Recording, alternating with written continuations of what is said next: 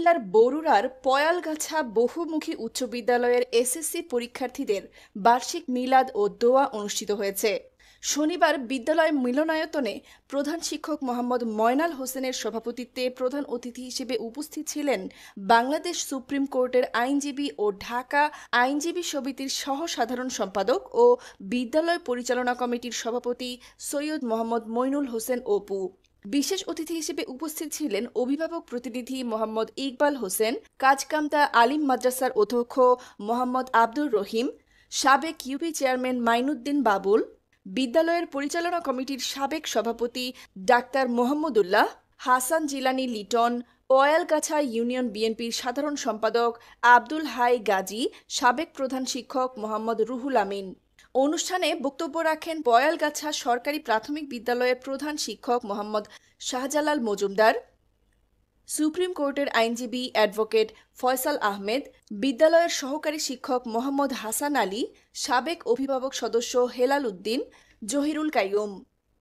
পরীক্ষার্থীদের পক্ষে মানপত্র পাঠ করেন এসএসসি পরীক্ষার্থী ওহি মারওয়া। বক্তব্য রাখেন এসএসসি পরীক্ষার্থী শাহ মোহাম্মদ রিজান, ইনামা খাতুন। বর্তমান শিক্ষার্থীদের পক্ষে বক্তব্য রাখেন নবম শ্রেণীর শিক্ষার্থী ওয়াসিফা জারিন, উম্মে হানি। এ সময় অন্যান্যদের মধ্যে উপস্থিত ছিলেন পয়ালগাছা ডিগ্রি কলেজের সহকারী অধ্যাপক মোহাম্মদ খালেদ কামাল, বিদ্যালয়ের প্রাক্তন ছাত্র ও সাবেক ছাত্রনেতা মোহাম্মদ নাজমুল হাসান মিলন, পয়ালগাছা ইউনিয়ন যুবদলের সহ সভাপতি মোহাম্মদ সেলিম। অনুষ্ঠানে দোয়া ও মোনাজাত পরিচালনা করেন কাজকামতা আলিম মাদ্রাসার অধ্যক্ষ মোহাম্মদ আব্দুর রহিম মজুমদার। এ সময় অতিথিরা বলেন, তোমরা ভবিষ্যতে দেশের সেবায় নিযুক্ত হয়ে পরিবার ও বাবা মায়ের স্বপ্ন পূরণ করতে এগিয়ে আসবে।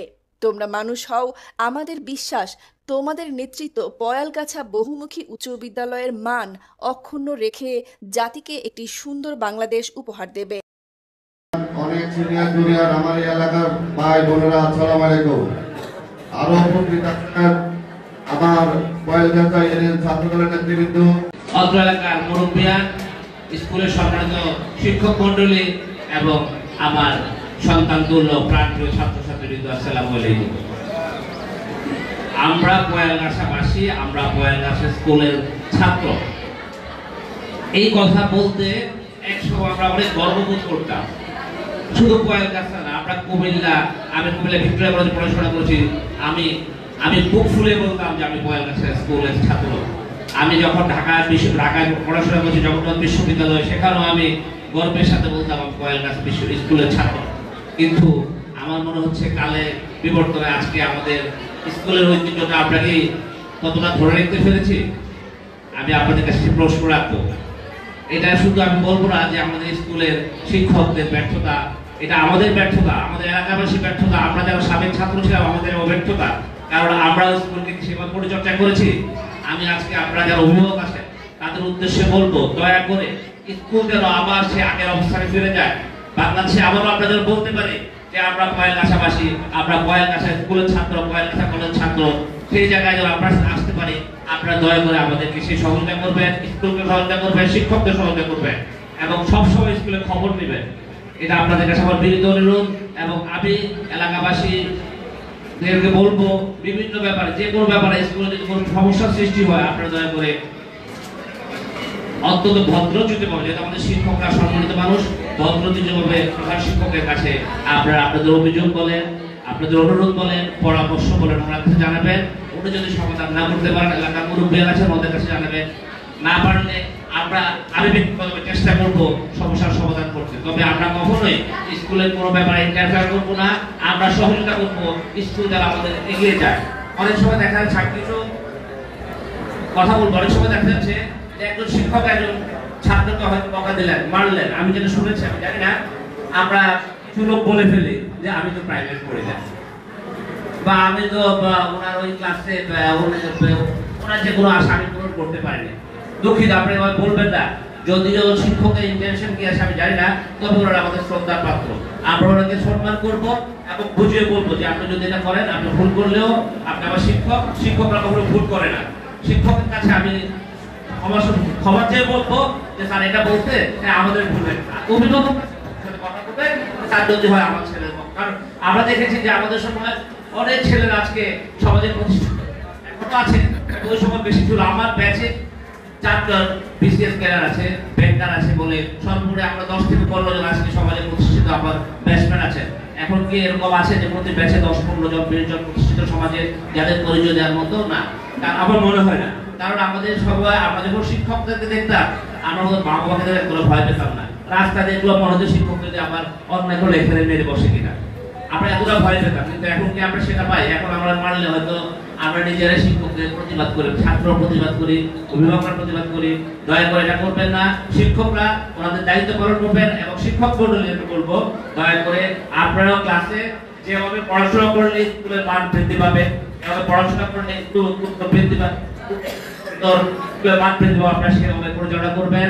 আপনারা আপনাদের প্রাইভেট পড়াবেন, আমি অস্বীকার করবো না, কারণ ছাত্রদের এক্সট্রা কেয়ার দেওয়ার জন্য প্রাইভেট। কিন্তু আপনারা দয়া করে ক্লাসে আপনাদের বিরুদ্ধে যেন কেউ আঙ্গুল ধরে কথা বলতে না পারে, আপনারা নিজেরাও সেদিকে সজাগ দৃষ্টি রাখবেন।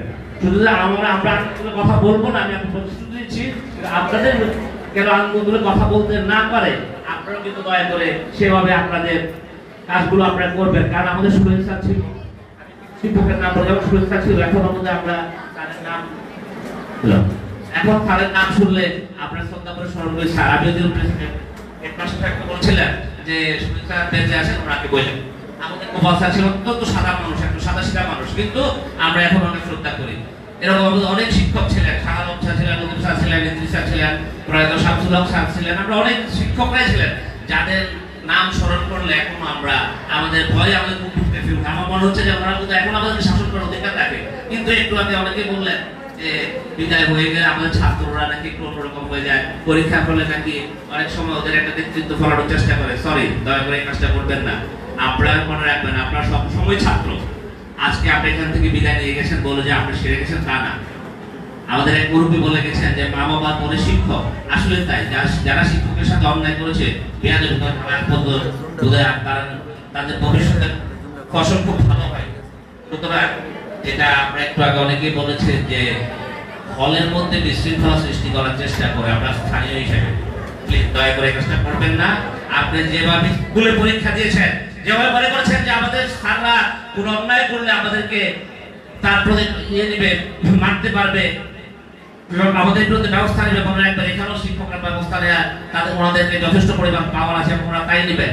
সেজন্য শিক্ষকদেরকে যতটুকু সাপোর্ট দেওয়া দরকার আমি দিব।